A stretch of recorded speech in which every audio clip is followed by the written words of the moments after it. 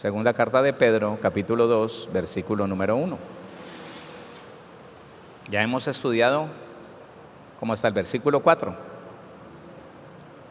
Capítulo 2, versículo 1 dice la palabra: pero hubo también falsos profetas entre el pueblo, como habrá entre vosotros falsos maestros, que introducirán encubiertamente herejías destructoras y aún negarán al Señor que los rescató, atrayendo sobre sí mismos destrucción repentina. Y muchos seguirán sus disoluciones, por causa de los cuales el camino de la verdad será blasfemado. Y por avaricia harán mercadería de vosotros con palabras fingidas. Sobre los tales ya de largo tiempo la condenación no se tarda y su perdición no se duerme.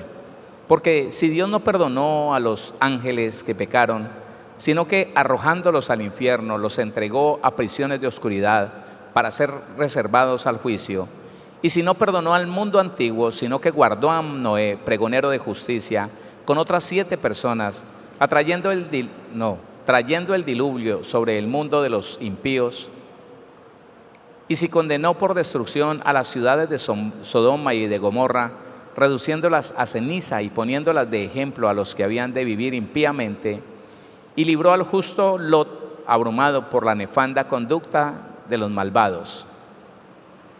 Leamos hasta allí. Hemos estudiado hasta el versículo número 4. Y es bueno que nosotros estemos como conectaditos en lo que está diciendo Pedro. Pedro dice, mire,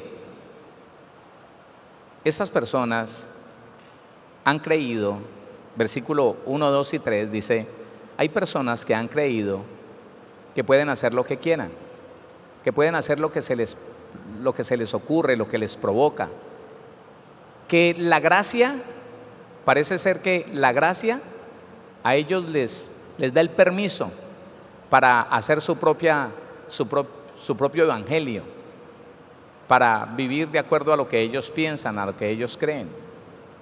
Pero no es verdad.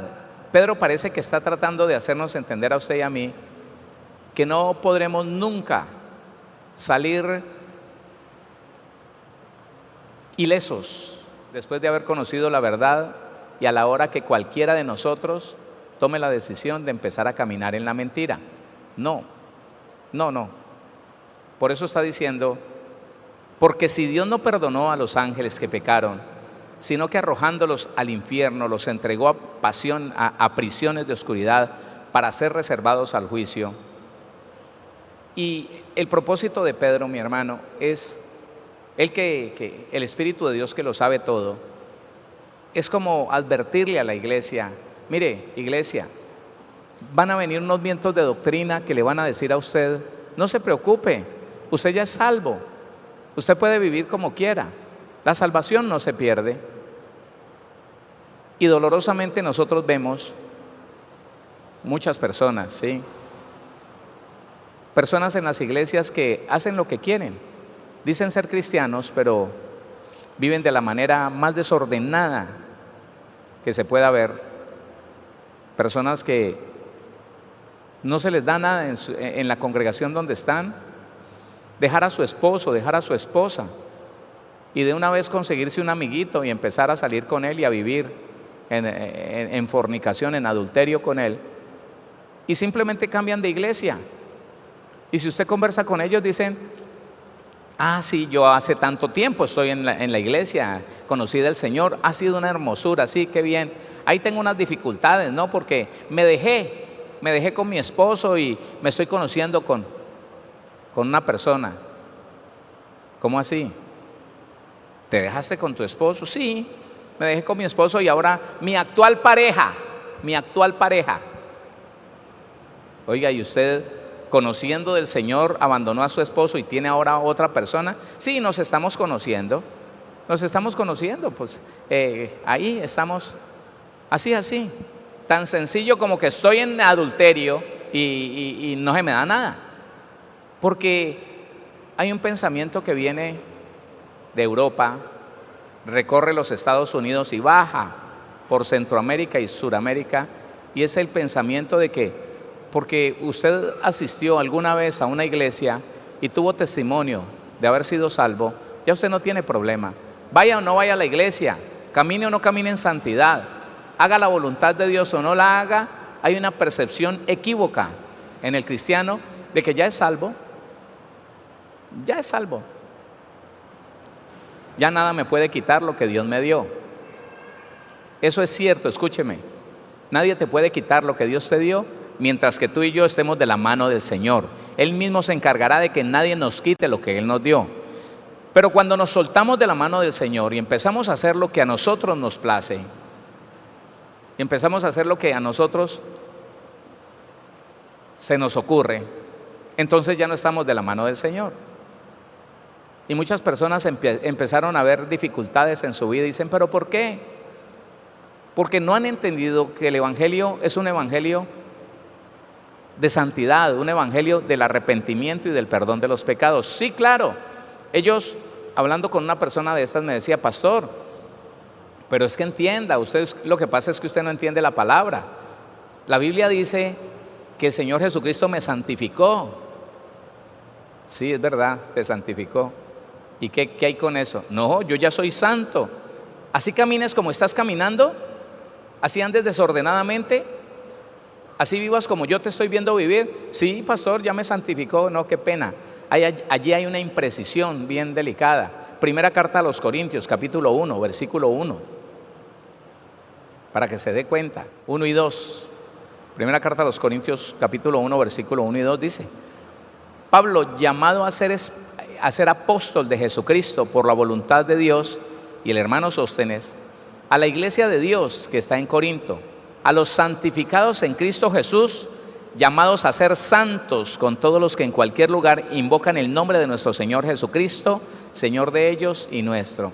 Entonces le explicaba yo, y este es un error que muchos podemos caer en él, decir, ya el Señor me santificó, ya no tengo necesidad ni de decir la verdad, ni de caminar en legalidad, ni en honradez. No, ya estoy santificado. Y mi mentira, o sea, la mentira en mí que soy santificado ya no es mentira, ya no es pecado. No, qué vergüenza. Entonces mire cómo dice Pablo, usted ha sido santificado. Cuando Dios te llama, cuando Dios te toma de las tinieblas, te santifica. ¿Quién dice amén? Pero te dice, ahora tienes que empezar a caminar en esa santificación permanente. Llamados a ser santos. Una cosa es la apertura del Evangelio, el primer momento del Evangelio donde Dios nos toma y nos santifica. Sí, es cierto. Pero de aquí en adelante nosotros tenemos que observar lo que dice la Biblia, lo que dice el Nuevo Testamento, lo que dice la palabra y empezar a caminar en obediencia a la palabra para poder caminar en santidad. No es cuestión de que ya Dios me santificó y ahora yo hago lo que yo quiero. El problema es ese. Pedro le está advirtiendo a una iglesia que dice, no hay problema, yo puedo vivir como yo quiera. Y me puedo separar y me puedo juntar con otra persona y puedo mentir. Si es conveniente, yo puedo mentir. Y puedo hacer cosas por ahí que Dios ya no me las tiene en cuenta. Sin relación con el pecado, dicen ellos. Qué pena, no es así. El Señor también nos justificó. Con su sangre, el Señor Jesús nos justificó. ¿Quién dice amén a eso? Pero estamos llamados a conocer los mandamientos muy pequeños, los mandamientos de justicia, para caminar en justicia. No es cuestión de que ahora hago lo que quiero. Ya el Señor me justificó con su sangre. No. La Biblia en toda parte siempre está determinando que los mandamientos muy grandes, los mandamientos de salvación, escuche, ya te fueron milagrosamente, te fueron revelados a ti y a mí. De tal manera que los pecados grandes, en el primer momento, el Señor nos lo quitó. Nos quitó el robo, nos quitó el consumo de licor, nos quitó el adulterio, nos quitó esas cosas. Pero ahora la Biblia dice, mas buscad primeramente el reino de Dios. ¿Y qué? ¿Y sus milagros tal vez? Y su justicia. Porque la justicia de Dios es algo que usted tiene que conocer y decidir voluntariamente caminar en esa justicia de Dios. Los mandamientos muy pequeños, Mateo 5, 6 y 7. Pero entonces no es solamente que ya Dios me justificó y que ahora estoy justificado y puedo hacer lo que yo quiera y puedo hacer como se me venga en gana porque ya estoy justificado. No, entendamos eso. Y Pedro dice, escuche, si el Señor no perdonó a los ángeles que estaban tan cercanos a Él, que Él los creó para su servicio, no los perdonó a ellos, ¿por qué tendría que perdonarnos a nosotros si voluntariamente hacemos lo que es malo? ¿Cómo? ¿Por qué? ¿Por qué? Entonces dice ese versículo, y si no perdonó al mundo antiguo, sino que guardó a Noé, pregonero de justicia, con otras 7 personas, trayendo el diluvio sobre el mundo de los impíos. Eso es lo que está diciendo entonces Pedro. Mire, no perdonó a este, no perdonó. Yo le podría añadir a Pedro, y si no perdonó a Ananías, que quiso mentirle al Espíritu de Dios, y si no perdonó a Zafira, que se unió con su marido a querer engañar a Dios, que eso no lo puede hacer, dejando el Señor una lección muy clara, les dijo, no, estamos en el Nuevo Testamento, pero yo no me volví bobo. No, yo no voy a premiar al engañador, yo no voy a premiar al pecador, no. Diferente es, y esto no me cansaré de decírselo, iglesia, diferente es que usted y yo, como productos en proceso de perfeccionamiento, cometamos muchos errores, sí. No hay nadie perfecto, pero una cosa es que usted y yo caigamos en error o pequemos porque tenemos una mala información, porque nos equivocamos, porque tomamos una mala decisión, es otra cosa. Pero cuando ya nosotros nos ponemos a pensar y a meditar y planeamos desde la noche anterior, mañana que vaya donde mi jefe, voy a llegar tarde, me voy a quedar haciendo tal cosa, y cuando llegue, entonces le voy a decir que yo llegué tarde, por esto es, eso ya es maquinar pecado, eso ya es practicar, ejercitarse en el pecado.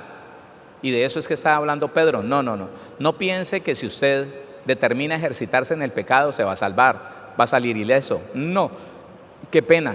Y en este punto, escúcheme, tengo que hacer énfasis en el estado del alma de muchos creyentes, de muchos cristianos, ese estado del alma que no los deja dejar de practicar el mal genio que se llama ira en la Biblia. Cristianos que no quieren ayuda, cristianos que no buscan ayuda, que prefieren permanecer voluntariamente practicando cosas como el pleito, como la contienda, como la envidia, como los celos, y entonces luego están practicando constantemente la enemistad. Se dejan de hablar con su esposo, con su esposa, se dejan de hablar con sus hijos, le dejan de hablar a sus padres, se dejan de hablar con el vecino, con el hermano de la congregación, con el compañero de ministerio. Andan en pleitos, en contiendas, en iras, en disensiones, y voluntariamente dicen, no, yo soy así. No, es que yo no le voy a bajar la cabeza a nadie tampoco. Con una percepción de injusticia tan terrible que no los deja, escúcheme, no los deja agradar a Dios. Esas personas que se conformaron con su estado emocional, que creen que es cuestión de que Él lo acepte o no lo acepte, esas personas empiezan a ir en retroceso. Óigame, esas personas empiezan a ir, no como la luz de la aurora, que dice la Biblia que vamos usted y yo, nosotros vamos en aumento, ¿sí o no? ¿Cuántos vamos en aumento? Sino que empiezan a retroceder. Entonces tuvieron un problema con su esposo, pero ya el de un mes después ya fue más grave, ya se gritaron, luego ya se fueron a las manos, ya ahora están pensando en separarse. ¿Y por qué no mejoran? Porque si la Biblia dice que si alguien tiene oportunidad de ser mejor, es un hijo, es una hija de Dios. Pero ellos, ¿por qué no son mejor? Porque en su orgullo, que también es resultado del daño emocional, orgullo, un pilar de la iniquidad, entonces por su orgullo están diciendo, no, yo no voy a buscar. ¿Sabe qué? Yo prefiero dejarlo y se ponen muy guapos, ¿no? Se ponen muy valientes. Y si me toca quedarme solo, me quedo solo. Y si me toca quedarme sola, me quedo sola, pero yo no busco ayuda. Olvídese, con el Señor, ¿qué le voy a yo a contar en mis problemas a nadie? Y ellos no lo saben, pero están practicando voluntariamente. ¿Cómo? ¿Cómo lo están haciendo? Voluntariamente. Están practicando las obras de la carne, que son pecado. La Biblia habla que el homicidio y la ira están en el mismo rango.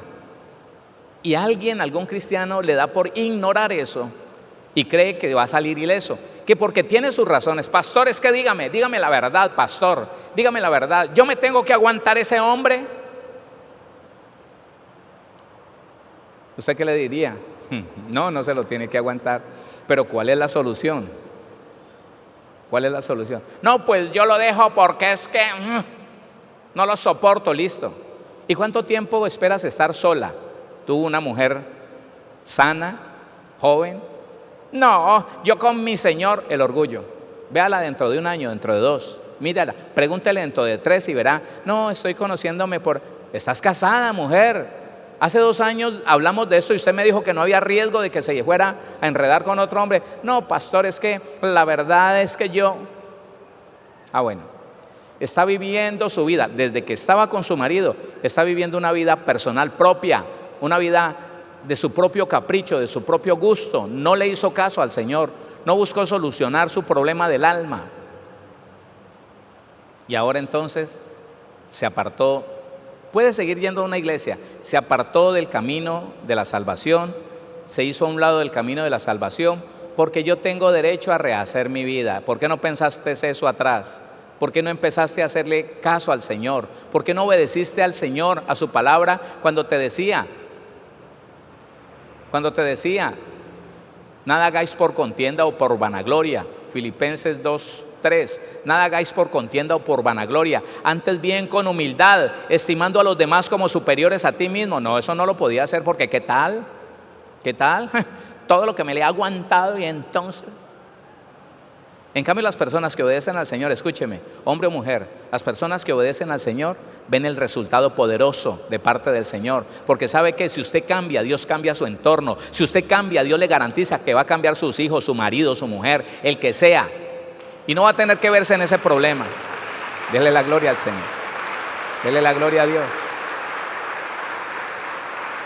Entonces, como inconscientemente, el cristiano supone que porque él como cristiano tiene un argumento para él valedero, es que yo no me lo pude aguantar, es que yo no me la pude aguantar, Dios sabe, Dios conoce, sí, pero qué pena, Dios está esperando que usted y yo nos rijamos por la palabra, obedezcamos la palabra. Tu razón y mi razón poco interesan. Cuando van en contra de la palabra, tu razón y mi razón no valen. Y entonces se encuentra uno, cristianos y cristianas, con unos reclamos en el corazón contra Dios, unos reclamos. Yo no sé, pastor, yo he orado, yo le clamé al Señor para que me cambiara ese marido, para que me cambiara esa mujer. Pastor, yo son años que llevo orando y ayunando, pero el Señor no me lo cambió. Pues sí, ¿de qué te vale ayunar y orar si eres una rebelde, si eres un déspota con tu mujer? ¿De qué te vale? ¿De qué te vale si por un lado oras y ayunas y por otro lado el orgullo no te deja humillarte, no te deja ser obediente a la palabra? Si te dijo que la trates bien, ¿por qué no la tratas bien? Pastor, es que esa mujer, bueno, entonces no se queje. No se queje. Si usted no es capaz de obedecer al Señor, ¿sabe qué dice el Señor? Y esto es lo que debemos entender. Si alguno quiere venir en pos de mí, si a alguno se le ocurre llegar a donde yo estoy, ¿dónde está el Señor Jesús? A la diestra del Padre, allá en el cielo, pero también está aquí, ¿sí o no? Si alguno quiere, si a alguno se le ocurre venir en pos de mí, niéguese a sí mismo. Sus derechos, hermano, mire, sus derechos y los míos poco importan. Mire esto, por favor, ponga esto en contexto. Una familia, 2 niños, un niño de 7, una niña de 12, 11 años. Ella y él, los esposos, no se entienden. Él no es el hombre que debería ser, no es cariñoso, no es amable. Es responsable con todo, sí. Él responde por todas las cosas en la casa, pero vive muy ocupado, no la saca. No tiene un tiempo para decirle, mi amor, vamos a darnos una vuelta, a pasear. En la noche llega cansado. Ella le va a preparar algo y él dice, no, estoy tan cansado que se pega una ducha y se acuesta a dormir y se fundió. Al otro día se levanta, lo mismo, se compone y se va. Bueno, mi amor, chao. Ella está aburrida, ella está terrible, ¿qué hago? Ya no me lo soporto más. No, mire, saca el sábado, saca a los niños, pero a mí casi no me pone cuidado, estoy harta, estoy hasta aquí. ¿Por qué?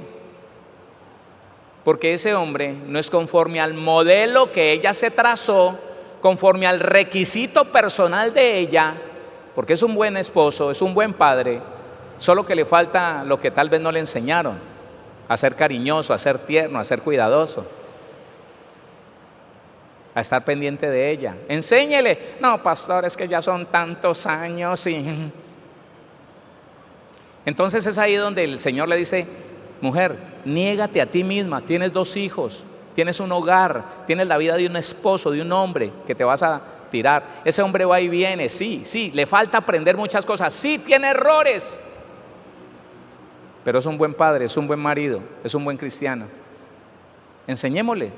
No, pastor, yo ya tomé la decisión. ¿Y tus hijos qué? Ay, no, Dios sabrá, porque es que ella, no le importa sino ella. Y es ahí donde el Señor le dice: mujer, ¿quieres venir en pos de mí? ¿Quieres llegar a donde yo estoy? Niégate a ti misma. Ella piensa que desbaratando su hogar, ella piensa que dejando a sus hijos sin padre, poniéndolos a que lo vean de vez en cuando en la semana, ella piensa que exponiendo a ese hombre al adulterio y exponiéndose ella misma al adulterio va a solucionar el problema. Mujer, ¿quieres otro marido? No, pastor. Y si no quieres otro marido, ¿por qué no te aguantas el que tenés? Ese es mejor que no tener nada. Ay, pastor, es que ya estoy hasta aquí. Hábleme en 1 año. No, menos. Pastor, ¿qué hago, pastor? Él se consiguió otra y yo, ay, ya entendí, pastor. Pero es eso, hermano, mire, es así de sencillo. Depongamos nuestras razones. Otra vez, depongamos nuestras razones. Nuestro argumento no sirve de nada. Lo que vale realmente es lo que está escrito en la palabra. Si el Señor dice, hermano, humíllese al Señor, ¿sabe qué? Sométase al Señor. Nada haga por pelea, nada haga por orgullo, sino por el contrario, estime al otro como superior a usted y vea por la vida de los demás. Eso sí tenían nuestras abuelas, hermano. Se aguantaban unos maridos, Dios mío. Y uno les preguntaba: abuela, ¿usted por qué se aguanta ese mijón? Ay, mijo, por mi familia yo lo doy todo. Ay. Y ellas tenían ese convencimiento. Hoy en día no, y piensan que no, y 2, 3, no, 1 año después ya andan consiguiendo quién, porque es que Dios no es malo. Ahí sí Dios tiene que ser bueno. Dios no es tan malo para querer que yo me quede así. Él me va a ayudar a rehacer mi vida, porque Él no es malo, Él es misericordioso, Él es amor. No entienden, no lo conocen. Y por eso Pedro dice: no, ustedes no han entendido. Si no perdonó a los ángeles, si no perdonó al mundo antiguo, viejo, ¿va a perdonar al caprichoso?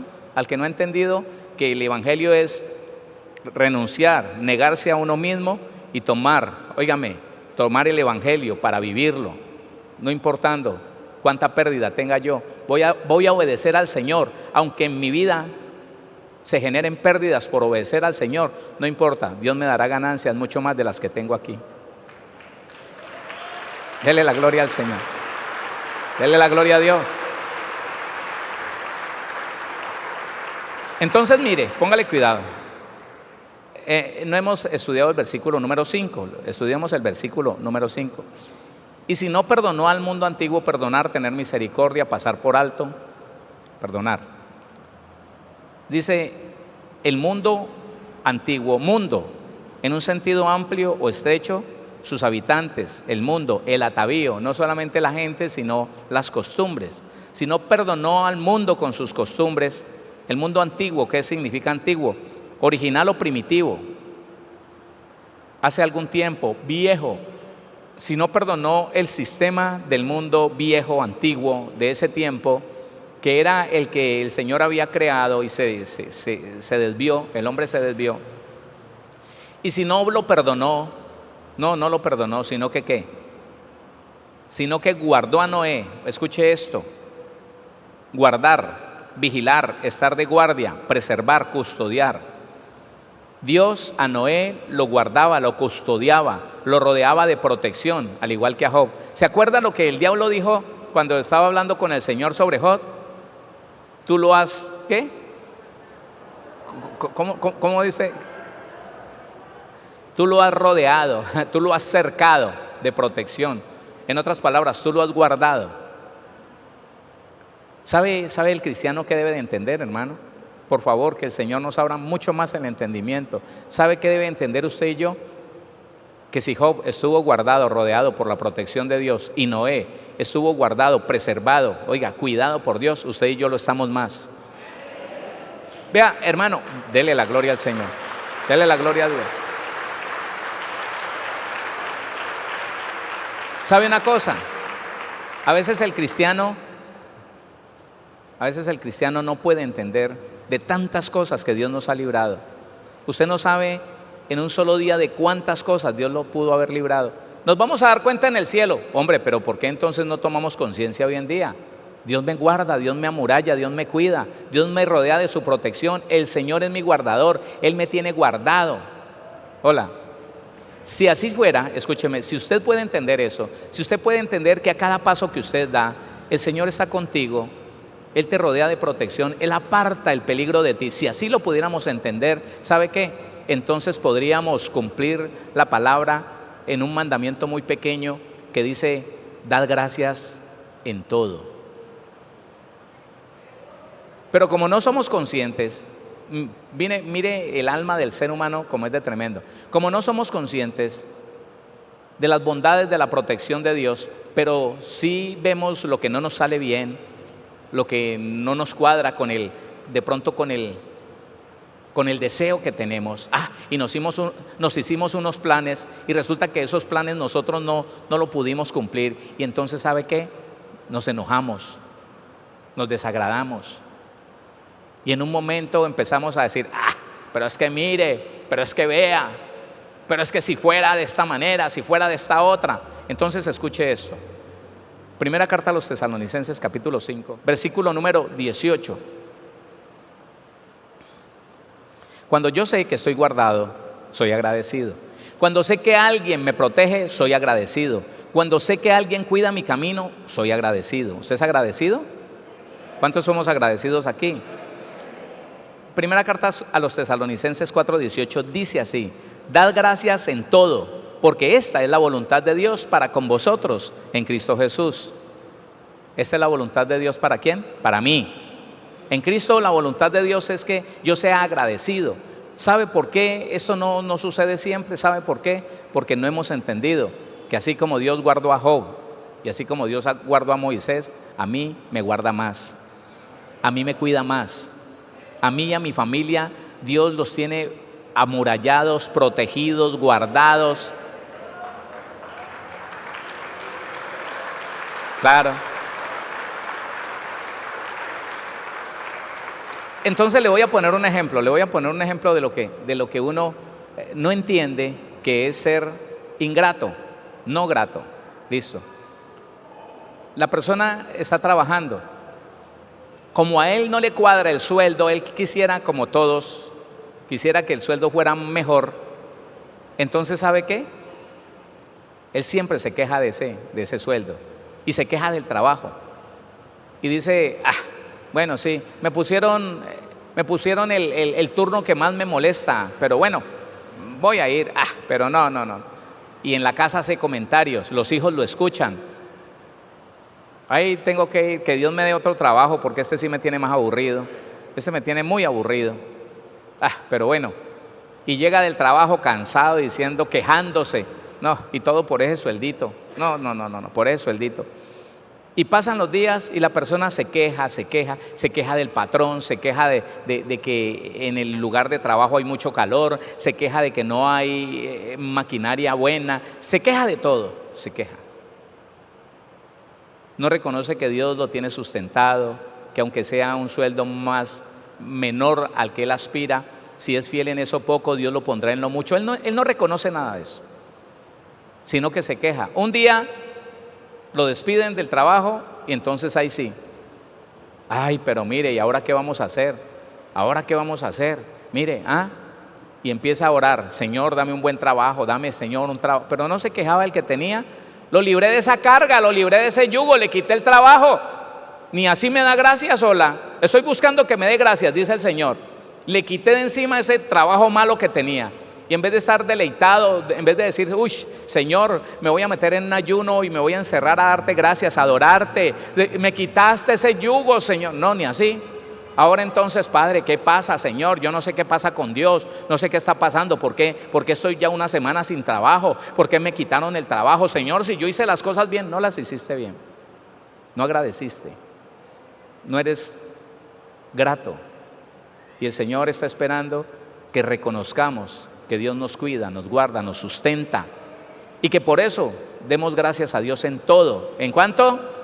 En todo. Y que usted esté convencido, hermano. Mire, sí, en el cielo, en la eternidad nos vamos a dar cuenta de cuántas cosas Dios te guardó, de cuántas cosas Dios me guardó, y usted ni se dio por enterado. No, ni se dio por enterado. Sencillamente pasó por ahí y dijo, no, sí, no, todo bien.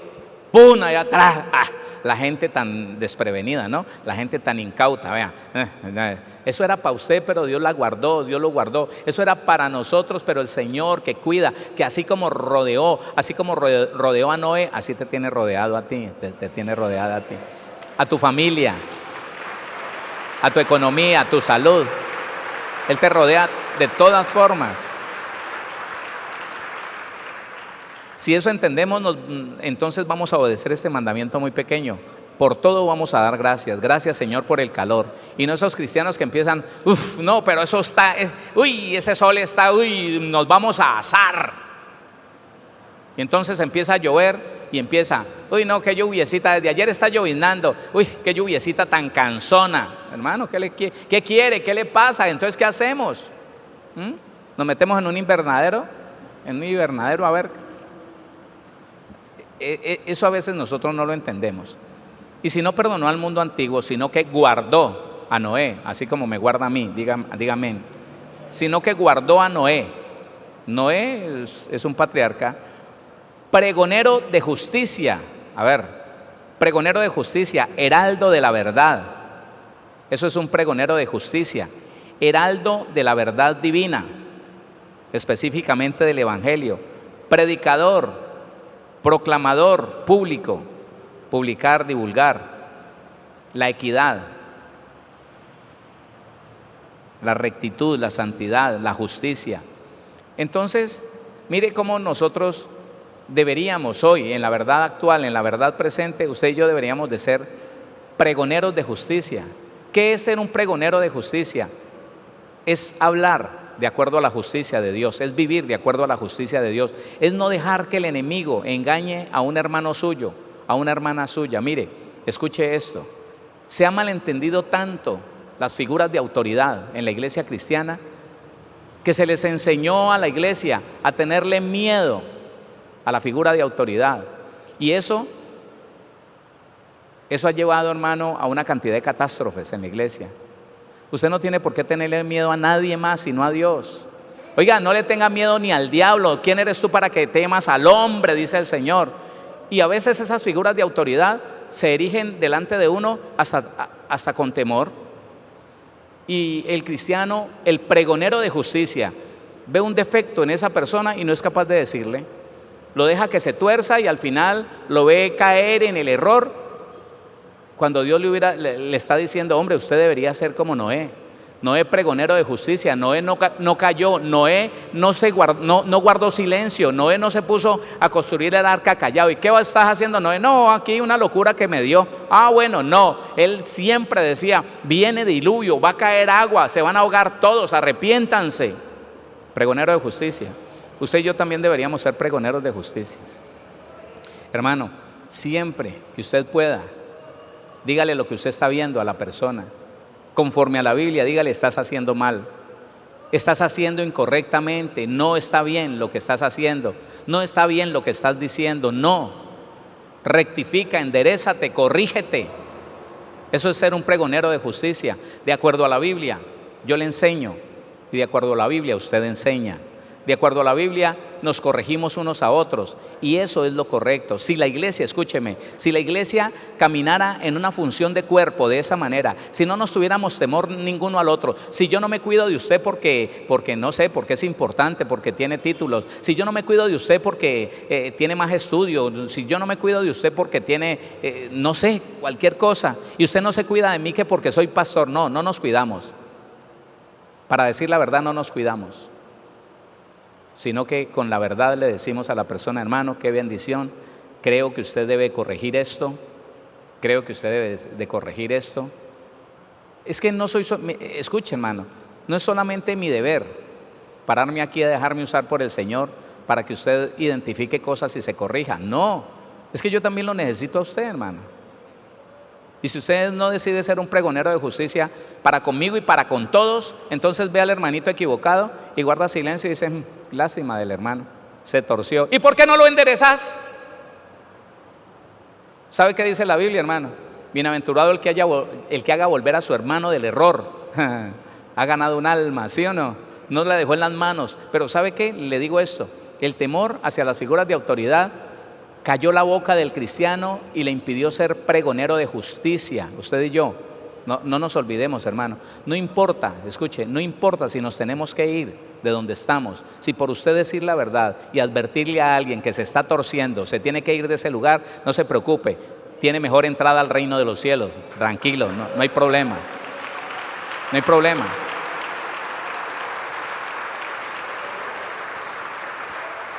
Entonces, nosotros tenemos que caminar en esa verdad, mi hermano, y amarnos los unos a los otros, hola, amarnos.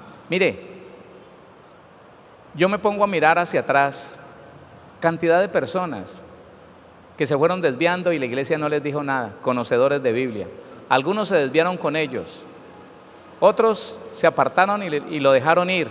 Hermano, es un hermano suyo y mío. Hermano, mientras que camine en la verdad, es un instrumento de Dios impresionante. ¿Por qué dejarlo desviar? ¿Por qué no advertirle? ¿Por qué no exponernos a su enojo si es que por su corazón herido no acepta, no entiende? No importa, usted y yo somos llamados a ser pregoneros de justicia. Oiga, ¿sabe qué significa para usted y para mí pregoneros de justicia?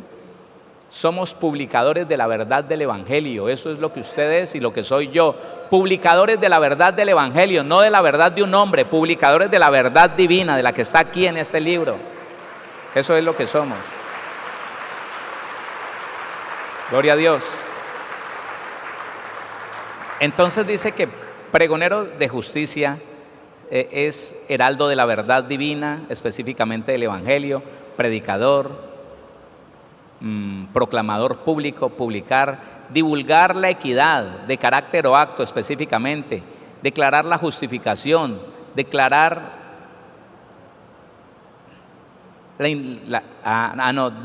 inocente, santo. Eso es lo que está diciendo la Biblia que es pregonero de justicia. La justicia es la santificación de Dios en nuestra vida.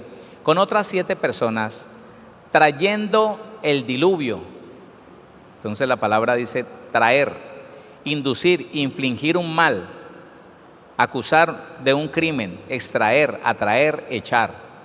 ¿Sabe qué hizo Dios? Atrajo mal sobre esa humanidad, atrajo mal, porque dice que trayendo es inducir, infligir un mal, acusar de un crimen, traer, atraer y echar. Trayendo el diluvio es sencillamente la inundación. Significa inundación de las aguas. Trayendo el diluvio sobre el mundo. Esta palabra mundo significa lo mismo que al comienzo. Gente, costumbres, significa. Trayendo el diluvio sobre el mundo de los impíos. La palabra impío es irreverente, malvado, no santo. No le interesa nada que tenga que ver con la justicia, no le interesa nada que tenga que ver con la rectitud. Y en esto quiero hacerle una aclaración. Cuando no teníamos la posibilidad de entender la palabra en el griego que fue escrita, cuando no teníamos esa posibilidad, nosotros los predicadores nos inventábamos cosas, ¿no? Y entonces puede ser que usted o alguno de ustedes tenga en su mente, en el recuerdo, que la palabra impío es un cristiano que se apartó, un creyente que se apartó. No, no es verdad. No. Cristiano apartado o persona que no haya conocido el Evangelio, la palabra impío es alguien que no le interesa nada de Dios, alguien que es irreverente, alguien que habla mal de las cosas sagradas. Eso es un impío. Sea que haya conocido el Evangelio o sea que nunca lo haya conocido, el impío es el no pío, no santo, no le interesa nada de la justicia. No hagas esto, que esto es ilegal, no importa, a mí qué me importa, yo no voy a pagar todo ese dinero. Y miente y dice sí, y se mofa. Y dice que él es vivo y que usted es un bobo porque usted le paga al gobierno algo que el gobierno no se merece, pero que él diciendo mentiras, él evade impuestos y él entonces sí es el papi, él sí es... Ese es el impío. Entonces, Dios trajo sobre el mundo antiguo las aguas del diluvio para acabar con los impíos, con los que a través de la predicación, 120 años predicando el Evangelio, Noé, pregonero de justicia, no le hicieron caso, se reían de él. ¡Ja, qué va! ¡Ja! Sí, no me venga con cuentos.